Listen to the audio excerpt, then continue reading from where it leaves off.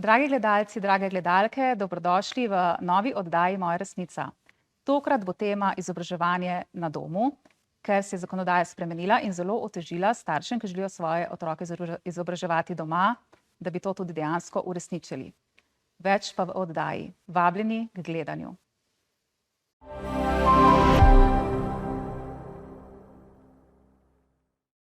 Dragi gledalci, cenjene gledalke, dobrodošli v novi oddaji Moja resnica. V tokratni oddaji bomo govorili o izobraževanju na domu, ki je v zadnjem času zelo razburila in zelo obremenila mnoge starše, ki so svoje otroke izobraževali na domu. V zadnjem letu in pol so namreč spremenili zakonodajo. Ustava Republike Slovenije namreč v 57. členu določa in zagotavlja, da je izobraževanje svobodno, ampak v zadnjem času je prišlo do sprememb, ki so izobraževanje na domu praktično skorajda onemogočile. Zato sem v studio povabila dve mami, ki imata izkušnje z izobraževanjem doma, oziroma ena je celo ustanovila lastno šolo. Darinka, Klavdija, dobrodošli. Pozdravljena. Predlagam, da se kar predstavita. Darinka. Jaz sem mama dveh otrok, po izobrazbi drugače diplomirana ekonomistka in biopsihologinja. Želela sem sina šolati na domu, no, nam žal to ni uspelo, ker se je vmes zakonodaja spremenila, dokler je on postal šoloobvezen. Smo pa dali skozi to izkušnjo, da se je hči šolala v javni osnovni šoli, se pravi slovensko devetletko smo preživeli z njo in to je bil eden od razlogov, zakaj smo se odločili, da bo sin šel po eni malo drugačni poti. No. In žal nam pač zakonodaja to malo preprečila. Sicer na papirju, se pravi po zakonu, je še vedno izobraževanje na domu pri nas dovoljeno, ampak res je, takšni pogoji, kot so zdaj, so za otroke pretirani. Zato smo pač sina vpisali v zasebno šolo v tujini. Klavdija? Jaz sem Klavdija. Sama bi sebe predstavila, v prvi vrsti sem še vedno otrok, imam še vedno živeče svoje starše, še vedno imam živeče svoje prednike, s katerimi sem se izobraževala in so me vzgajali, nisem hodila v javni vrtec. Sem tudi v vlogi sorodnikov, vaščanka, krajanka in tukaj prezentiram tudi glas otrok, s katerimi sem obdana na gasilskih vajah recimo. Predvsem pa tukaj kot mama in glas svojega potomca. Se pravi, jaz zelo resno jemljem pravice svojega potomca, dobesedno, a ne? In za vsako storitev, ki mi jo država ponuja, javno storitev, se pač prepričam, kaj mi ponuja in moram, v bistvu moja dolžnost kot starša je, da preverim, a je skladna z interesom mojega potomca. Preteklo leto je bilo zame zelo zahtevno. Zahtevno iz tega vidika, ker sem od blizu spoznala, kako deluje policija v Sloveniji. Od blizu sem spoznala nivo etike v centrih za socialno delo. Se pravi, moja izobrazba, če tako rečeva, je visoko, sem izobražena, ne, po merilih sistema. Kaj si po izobrazbi? Sem magistra poslovnih ved in še vedno študentka ACCA, kar pomeni mednarodna licenca računovodja in revizorja. Zaradi preteklega leta se seveda nisem udeležila zadnjih izpitov in v bistvu sem glas družin v splošnem, ki so se odločali za izobraževanje na domu v preteklosti ali pač se boste v prihodnosti, ker vem v bistvu, kakšna dragocena izkušnja je to lahko za otroka. Darinka, ti si rekla, da si se za drugega otroka na podlagi slabih izkušenj s prvim otrokom v javnem šolstvu odločila za izobraževanje na domu. Katere so pa bile te slabe izkušnje? Tako je bilo, no. Bilo je precej enega medvrstniškega nasilja, negativne socializacije, pa tudi nekih drugih, kasneje, no, ko je bila že v puberteti, nekih drugih vrstniških vplivov. Učno ni imela hči nekih večjih težav.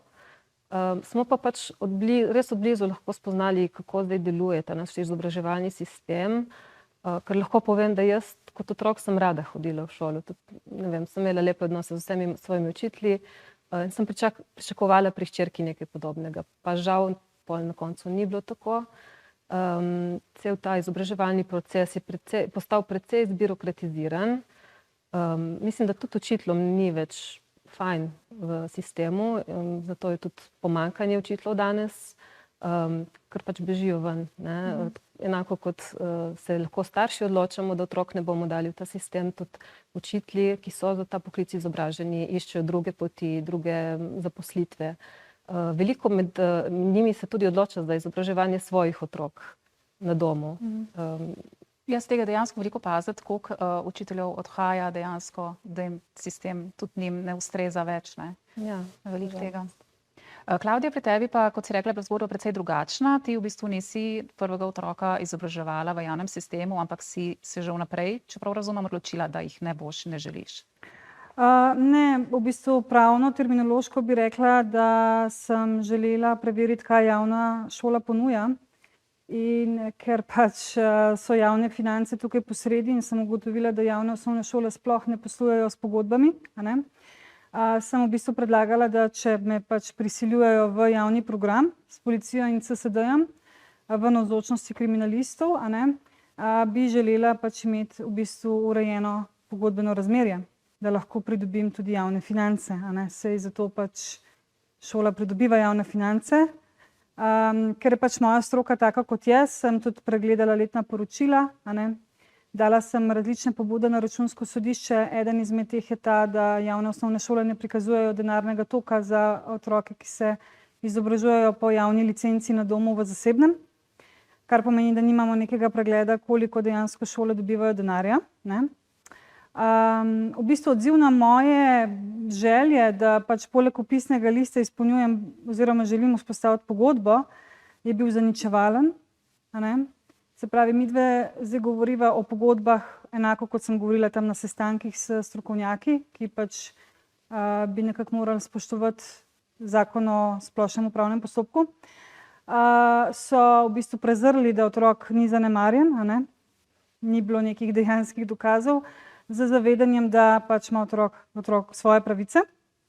In v bistvu celotni tretmaj iz strani državnih uradnikov, ki bi morali nekako delati v dobrobit človeka, so bili usmerjeni v to, da se diskreditira moj interes potem, da končno v Sloveniji morda v javni osnovni šoli, ki vzgaja in izobražuje otroke, se naučijo pisati obligacijsko razmerje staršem.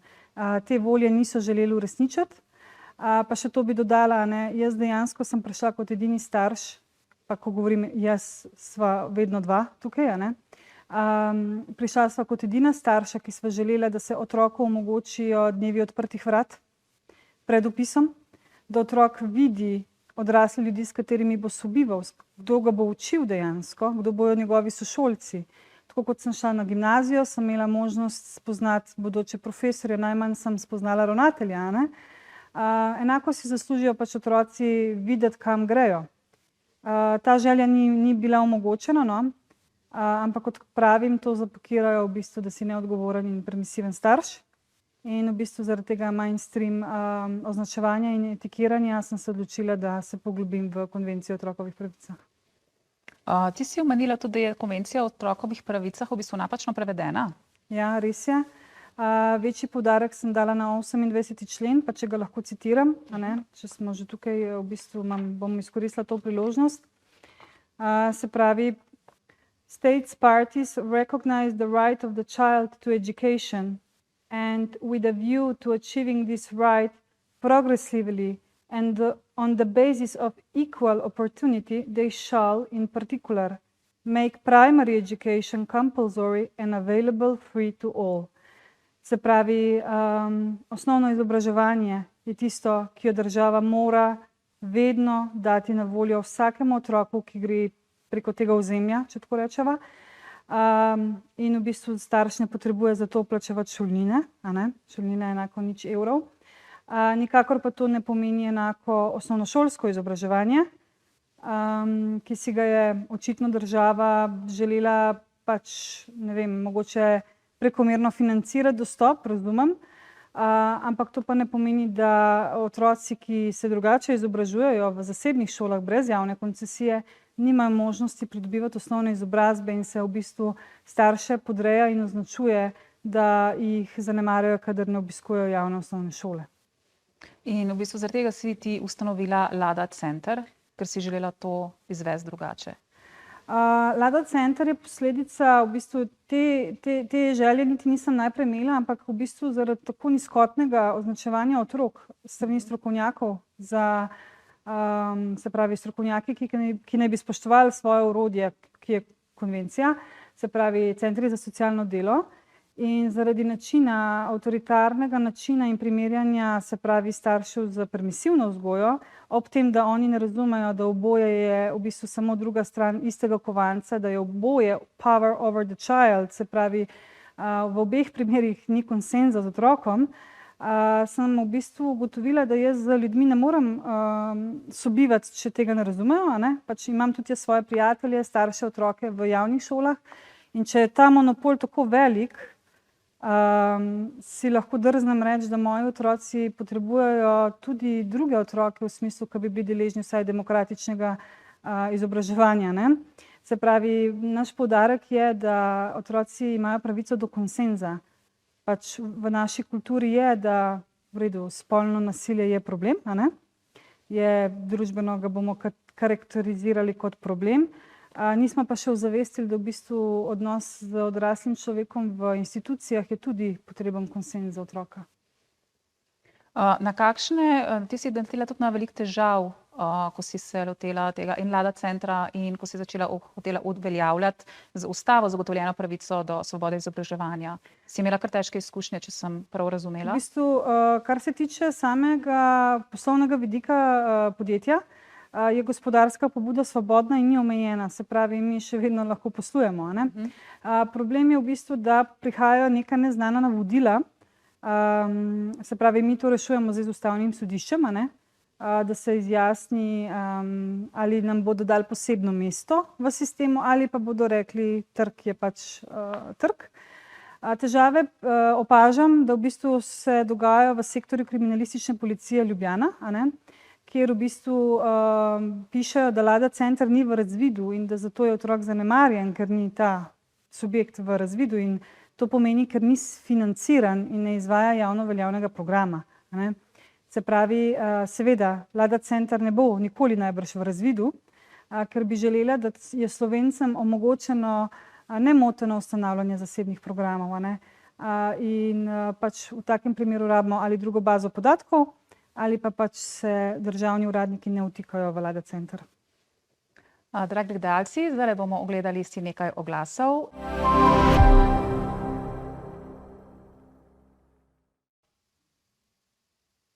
Dragi gledalci, dobrodošli nazaj v drugi del oddaje Moja resnica. Govorimo o izobraževanju na domu. Klavdija, s kakšnimi težavami pa se soočajo starši, ki želijo svoje otroke res izobraževati doma? Najprej bi mogoče v začetku razplastila samo gramatično, da obstajata dve skupini družin, se pravi, ena je, oziroma celo tri, ena je nelegalno izvajanje javnega programa na domu, brez pogodb in brez denarja strani države, ne? Druga je javni, se pravi, javni program na domu, kjer želijo sklepati pogodbe, pa jim izsiljujejo volje brez pogodb. In tretja skupina družin je pravica otrok do zasebnega programa. Se pravi, to je popolnoma nekaj drugega in ni financirano strani države, ne? Tiste družine, ki uporabljajo zasebne financirane programe, se pravi, plačujejo določeno šolnino, so v preteklosti v oktobru torej doživeli ugrabitev otroka iz družine. Jaz družine tudi spremljam, pridejo do mene in sem pač na nek način priča teh postopkov in moja vest mi ne dopušča, da to pač samo poslušam. Ugrabili so jih nezakonito in jih odpeljali v Zavod Planina, gospe Leonidi, se pravi, brez neke etikete nekih hudih problematičnih otrok, ne. Se pravi, niso starši zanemarjali otrok, niso bili to problematični otroci, samo šolali so se. Samo drug način izobraževanja je bil in to je šlo zdaj v eno kepo vrečo tistih drugih otrok, ki pa naj bi imeli druge težave, a ne. Tako je. To je v bistvu kultura CSD-jev in policistov. Darinka, med komentarji pogosto zasledimo razne izjave, da so otroci, ki se šolajo doma, da jim je odvzeta socializacija, da so nesocializirani, da so slabše izobraženi. Naprimer, da starši itak niso učitelji, da kako bodo oni izobraževali svoje otroke. Skratka, da imajo ti otroci slabšo popotnico v življenje. Kako pa je v resnici s tem? A imamo kakšne podatke na voljo, mogoče slovenske, mogoče svetovne, ameriške, kjer je izobraževanje na domu bolj razširjeno? Slovenskih podatkov imamo žal bolj malo, obstajajo pa številne tuje raziskave, seveda predvsem ameriške, tudi eno kanadsko sem zdajle našla, ki kažejo na to, da so otroci, ki se izobražujejo na domu, akademsko in tudi socialno kasneje v življenju enako ali pa celo bolj uspešni od vrstnikov, ki se izobražujejo v šolah, tako v javnih kot v zasebnih. Tako da skrb na tem področju mislim, da je pretirana in neutemeljena. Po mojih izkušnjah, kolikor pač poznam te otroke, so zelo dobro socializirani, lepo vzgojeni, vljudni. Mislim, pa jih, ne bom rekla, da jih veliko poznam, ampak nekaj pa jih, no? Ker na Obali imamo to nesrečo, da nimamo nobene druge alternative javni osnovni šoli, nimamo zasebnih šol. Tako da smo starši, ki smo želeli otroke na ta način izobraževati, torej doma, mogli poiskati alternative čez mejo. Nekateri v Italiji, nekateri celo na Hrvaškem. Moj sin hodi zdaj v eno tako šolo na Hrvaškem, Valdorsko šolo, kjer je pa kar 25% otrok slovenskih. In so to predvsem otroci, ki so se v preteklosti tudi več let šolali na domu v Sloveniji oziroma izobraževali na domu. In so vsi zelo, zelo res lepo vzgojeni, vljudni, zgovorni, lepo sodelujejo pri pouku, z njimi ni absolutno nobenih težav. Še oni sami so bili začudeni nad tem na začetku, ne, ko so prvič prestopili šolski prag, da zakaj se otroci med poukom pogovarjajo, zakaj ne poslušajo učitelja. Zakaj počnejo določene stvari. Se pravi, v bistvu so bolje socializirani. V bistvu bi lahko temu rekli tako, sploh glede na splošno stanje družbe, ki se seveda zrcali tudi skozi šolski sistem in otroke. Pa ne bi zdaj želela, da to izpade, kot da želimo otroke zavijati v vato in jih umikati iz družbe, ker ni res. Tudi šolanje na domu, izobraževanje na domu ne pomeni, da so ti otroci skozi doma, prej nasprotno. Ti otroci imajo svobodo, lahko potujejo, lahko raziskujejo svet. Večinoma se učijo iz praktičnih izkušenj, življenjskih izkušenj. Imajo veliko več heterogenih stikov, niso samo stiki z vrstniki, ampak tudi z mlajšimi in starejšimi ljudmi. In se v svetu mislim, da precej dobro znajdejo, no. Tudi ameriške univerze, marsikatera vrhunska univerza je prepoznala potencial na domu izobraževanih otrok, in jih sprejemajo brez vsakršne težave. V Sloveniji so pa problemi s tem? V Sloveniji nimamo dolge tradicije takšnega načina izobraževanja, ker ta zakonodaja, ki nam je to omogočila, je bila sprejeta šele leta 1996. V praksi se je pa to začelo izvajati šele leta 2004, ko so se prvi, mislim, da 3 ali 4 otroci začeli na tak način izobraževati. Največ, mislim, višek tega števila otrok, ki se na tak način izobražuje, seveda bil v času pandemije. Takrat je bilo nekaj čez 1100 otrok, ki se je uradno izobraževalo na domu. S tem, da to ne pomeni šolanje na daljavo, kot smo ga poznali v času covida. Ne, to ni bilo izobraževanje na domu, to je bilo šolanje na daljavo, ker je še vedno bila šola povezana z otrokom. Šola je diktirala, kaj in kako se mora otrok učiti. Medtem ko otroci, ki so se tudi v tistem času izobraževali na domu, za njih ni bilo nobene spremembe. Oni so še vedno v svojem tempu, v svojem ritmu in na svoj način pridobivali novo znanje. Darinka, zakaj pa sploh imamo oziroma naj bi imeli starši to možnost, da lahko izobražujejo svoje otroke doma? Ja, dostikrat se sliši v javnosti, sploh strani stroke ali pa odločevalcev, da naj bi bila ta možnost omogočena za bolne otroke ali pa za potujoče družine, kar pa v bistvu ni res. In dokaz, da to je tudi zabeležen v poročevalcu Državnega zbora, kjer so obrazložili takrat, zakaj se je ta zakonodaja sploh sprejela, in sicer z razlogom, da se omogoči v vseh državah priznana in spoštovana pravica staršev do svobodne izbire izobraževanja otrok, svojih otrok. Torej, to odločitvijo ne rabi stati noben poseben razlog. Starši ne rabimo pojasnjevati te svoje odločitve nikomor. Vse tako je v tujini. No? Pač to je odločitev, ki jo lahko vsaka družina sprejme za svojega otroka, s tem tudi sprejme vso odgovornost za izobraževanje tega otroka. Kar v bistvu v šoli se pa to ne dogaja. Ne? Kdo sprejema odgovornost za kakovost izobraževanja v šoli? Nihče, ne? Nažalost. Kakšne so pa bile te spremembe zakonodaje, da so tako otežile izobraževanje doma? Predvsem pač najprej to, kam sploh otroka lahko vpišemo. Prej je zakon ni tako natančno definiral, da mora biti otrok vpisan v šolo, ki je v registru ali pa v razvidu na Ministrstvu za vzgojo in izobraževanje, medtem ko je zdaj to pač tako zapisano, kar pomeni, da če ti otroka vpišeš v neko zasebno šolo, kot je na primer Lada Center ali pa preden je obstajal Lada Center, so slovenski otroci bili vpisani v West River Academy, ki je kot pač šola, ni šola nadaljavo, pač omogoča neko strukturo, po kateri starši lahko svobodno odločajo, po katerem kurikulumu bojo otroka izobraževali in tudi na koncu ta šola opravi neko evalvacijo otrokovega učnega napredka in izda tudi neko javno veljavno listino. Ker West River Academy je v Ameriki priznana, akreditirana šola in njihove listine so mednarodno veljavne. Zdaj pa s to novo zakonodajo našo je pač tukaj nastal problem, ker slovenski otroci v takšne šole ne smejo biti vpisani. Oziroma, če so vpisani, se šteje, da jih starši zanemarjamo, da kršimo njihovo pravico do izobrazbe, ker jih nismo vpisali v šole, ki so javno priznane v Sloveniji. No in druga, še težja omejitev je pa ta, da morajo zdaj po novem ti otroci opravljati izpite iz vseh predmetov, ki se poučujejo v javni slovenski osnovni šoli.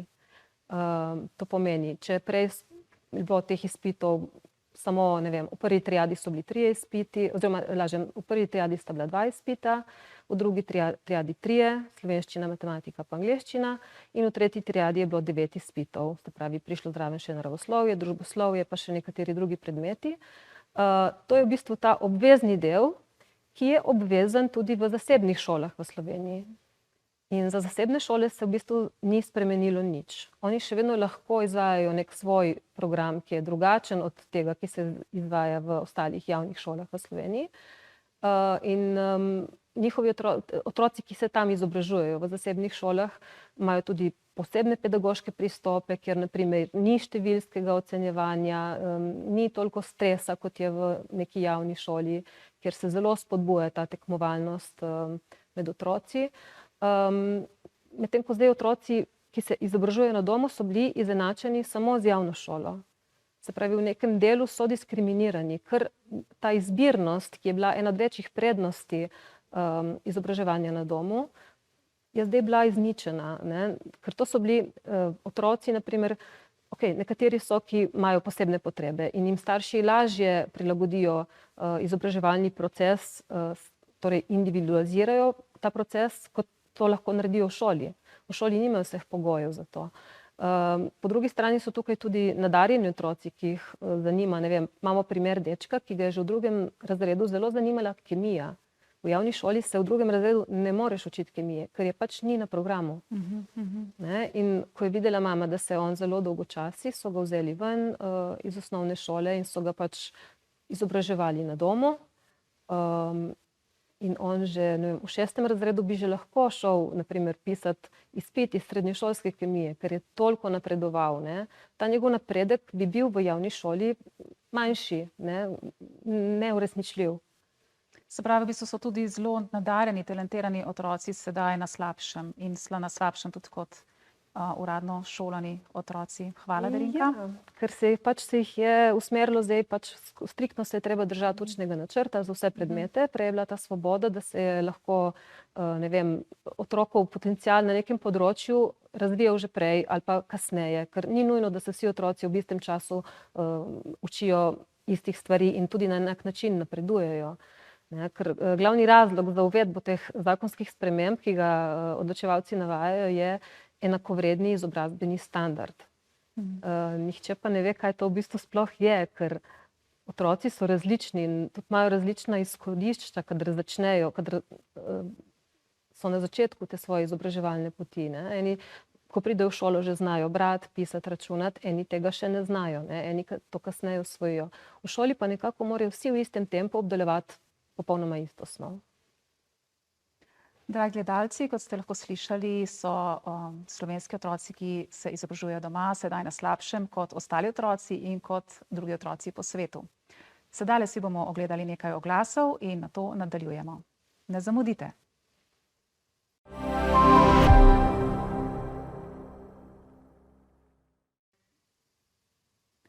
Dragi gledalci, dobrodošli v tretji del oddaje Moja resnica. Govorimo o izobraževanju na domu.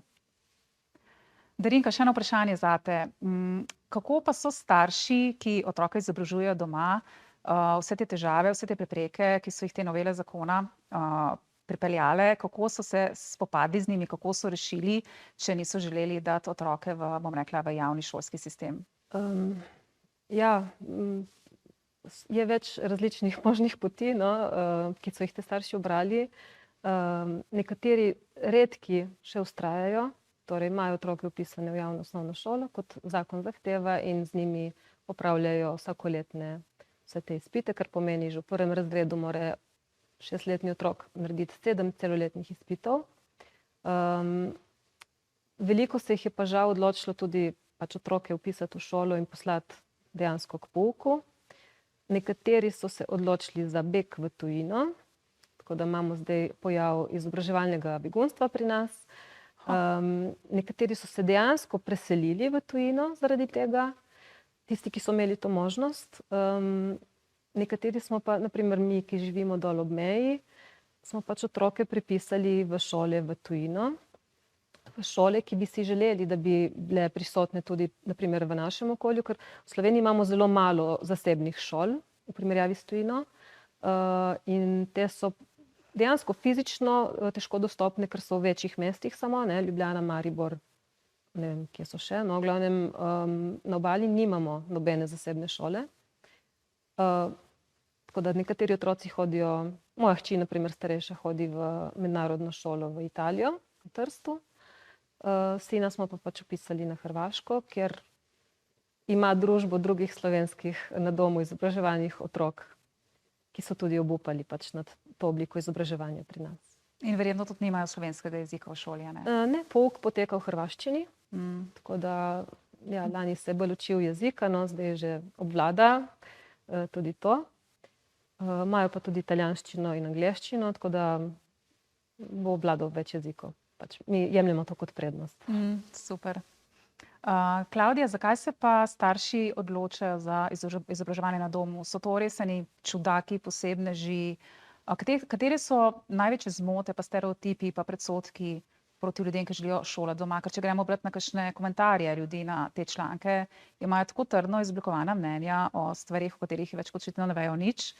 Kateri so torej ti miti, zmote, stereotipi?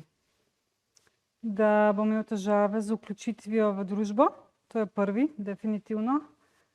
Da ga zavijamo v vatko, kar sicer ne vem, kaj je točna definicija zavijanja v vatko, definitivno mi je še noben ni znal razložiti, kaj to pomeni, no. Pa mogoče, se pravi, da ne bo dosegal istega znanja, ko ga lahko pridobi v javni šoli. Se pravi, po nekih normah družbenih bi morali vsi otroci znati isto znanje ob istem času. Kar pomeni točno nespoštovanje otrokovega interesa, želje in njegovega mnenja. V resnici to izhaja iz konvencije o otrokovih pravicah, kjer ima vsak otrok svoj interes in svoj standard znanja. Tako da v bistvu s temi predsodki se jaz ne rabim toliko boriti, v smislu moje družbe pa okolja, ker je vidno nadaleč, da moji otroci so zelo socializirani, pa če sem lahko malo predrzna, tudi jaz sem v bistvu kontrolna skupina otroka, ki ni hodil v vrtec, Se pravi, lahko pokažem ljudem v bistvu nek eksperiment mojih staršev, kaj pomeni ne pošiljati otroka v institucijo prezgodaj. Darinka, bi kaj dodala, dopolnila?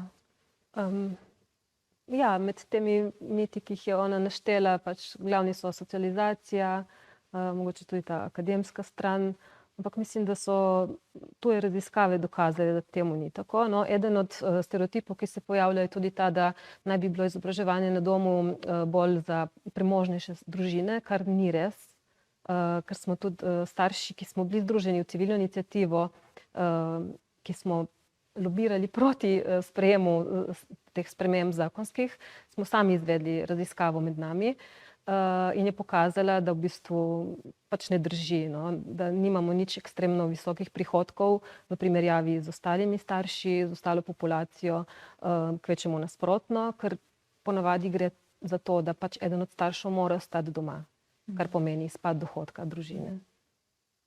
Kakšne bi pa rekla, da so prednosti pa slabosti izobraževanja na domu? Največja prednost je po moje ta, da dobiš več časa za družinsko življenje, za življenje z otrokom.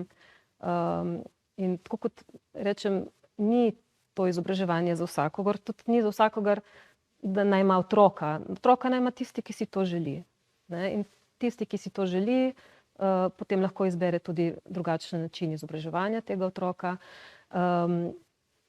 Velika, največja prednost z akademskega vidika se mi zdi pač ta možnost individualizacije, torej točnega prilagajanja potrebam in zahtevam otroka, ker vsak otrok ima nek svoj učni ritem, učni tempo, tudi učni stil in v šoli to na primer ni mogoče. Medtem ko doma starši lahko to naredimo za otroka. Klavdija, še eno vprašanje zate. Kako pa je s to pobudo za ustavno presojo oziroma kar vprašanje za obe pravzaprav? Jaz bi najprej izhajala, se pravi, iz ZOFI-ja, Zakon o organiziranju in financiranju vzgoje. Bralce, gledalce bi povabila, da si preberejo 9. člen tega zakona, kjer je lepo zapisano, da je samo za otroke s posebnimi potrebami torej javno veljavni program obvezen. Kdor nima odločbe, kateri otrok nima odločbe, da ima posebne potrebe, ne potrebuje obiskovati javne osnovne šole. To je ena stvar. Ja, midva kot starša sva podala pobudo, za svojega sina, zato ker v bistvu sva preverila, da javna osnovna šola ne omogoča še po 30 letih, v bistvu malo si odsoten vmes, potem spet prideš nazaj, ko se začne to starševstvo. V bistvu sva ugotovila, da ne omogočajo pač demokratičnega izobraževanja, niti ne omogočajo izobraževanja skladno z interesom otroka. Tako da sva pač vložila ustavno pobudo kot starša in za otroka, ker tudi midva zastopava v bistvu otrokove pravice. Druga zadeva je seveda te pobude za Lada center, kjer bi radi pač naredili neko mesto. Bi pa nekaj drugega rada izpostavila kot mati. Če sem lahko 6 let nemoteno v svoji pač zasebnosti torej sobivala s svojim otrokom, se odločala, ali gre v javni vrtec ali ne gre in tako naprej. In se vame ni noben vtaknil, a sem zelo dobra ali pa zelo slaba mati ali permisivka, kot radi rečejo. Sem v bistvu ustavnim sodnikom opisala, da tudi jaz kot nosilka maternega jezika, torej v 6 letih sem naučila svojega otroka očitno slovenskega jezika, tudi jaz imam pravico v bistvu po ZOFI-ju in tudi moj otrok ima pravico priti do osnovne izobrazbe. To je en tak mogoče navzven bolj viden predlog, ker maternega jezika se pač od tujih ljudi ne moreš naučiti. Še kaj dodala, Darinka? Ja, naj dodam, da gre tukaj za dve ločeni ustavni pobudi. Ja. Jaz sem sodelovala pri tej drugi, ki je podala civilna iniciativa za izobraževanje na domu, v kateri je bilo združenih več družin, ki svoje otroke na tak način izobražujejo. Jaz nisem bila med pobudniki, med vlagatelji te pobude, ker pač takrat nisem mogla izkazati pravnega interesa, ker moj otrok se v Sloveniji na ta način ni izobraževal uradno. Sem pa pač koordinirala stvari v ozadju in kar so ti starši v bistvu zahtevali. Pobuda se je glasila, da dejansko prihaja do diskriminacije po novi zakonodaji, torej, ker je otrokom naloženih več obveznosti, več izpitov, bi morali tudi imeti dostop do sredstev, javnih sredstev, ki so temu namenjena. Saj Klavdija se temu bolj podrobno posvetila, ker je pač to njeno strokovno področje, ampak dejansko ta sredstva do teh otrok ne pridejo. Se pravi, čeprav so oni vpisani v osnovno šolo, v kateri zdaj morajo opravljati izpite vseh predmetov, ne morejo koristiti sredstev, ki so njim namenjena. Torej, nimajo dostopa do telovadnic, do orodij, do laboratorijev in teh stvari. Se pravi, šola v bistvu dobiva sredstva, a šolajo otroke pa starši. Tako, starši pa ničesar. Starši, ki se za ta način odločijo, ne dobijo ničesar, razen polem pod noge, ker priznajmo si, večina šol, ne vse, so tudi izjeme, ampak večina šol tej obliki izobraževanja ni naklonjena. Zato tudi takšna evalvacija znanja strani šol ni ustrezna. V tujini je to urejeno drugače. So to samostojne institucije, ki te zadeve opravljajo tam, kjer je potrebno. V večini ureditev tujih takšnih zahtev ni. Je to svobodna volja staršev, ali bojo otroka izpostavili temu ali ne. Se preverja starše, se preverja okolje, v katerem je otrok izobraževan na domu, torej ali vse ustreza, ali otrok ni zanemarjen ali zlorabljen. Ne preverja se pa, ne vtika se pa v otroke na tak način kot pri nas, da se jih izpostavlja takšnemu načinu ocenjevanja njihovega znanja. Tudi ta standardizacija, mislim, da tukaj ni ustrezna. Preverjati bi se moglo otrokov učni napredek, ker ne moramo mi vseh otrok stlačiti v eno isto šablonco. Eni grejo čez, eni prej, eni kasneje. No in pač naša pobuda je bila žal zavrnjena, mi smo že prejeli odgovor. Sta pa dva ustavna sodnika pritrdila civilni iniciativi, torej naši pobudi, da imamo prav, sploh v tem delu, ki naslavlja sredstva. Torej, da bi nam ta sredstva morala pripadati, če je že država postavila toliko višje zahteve. Se pravi, v bistvu, če potegnemo en zaključek iz vseh informacij, ki smo jih danes tukaj povedali, so slovenski otroci, ki se šolajo na domu, oziroma naj bi se izobraževali na domu, so diskriminirani, so na slabšem kot otroci v javnih šolah, so na slabšem kot drugi otroci po svetu. Skratka, zakonodaja v Sloveniji v tem trenutku ni dobra in bi bile potrebne spremembe, ampak spremembe, ki so bile v zadnjem času, so šle na slabše.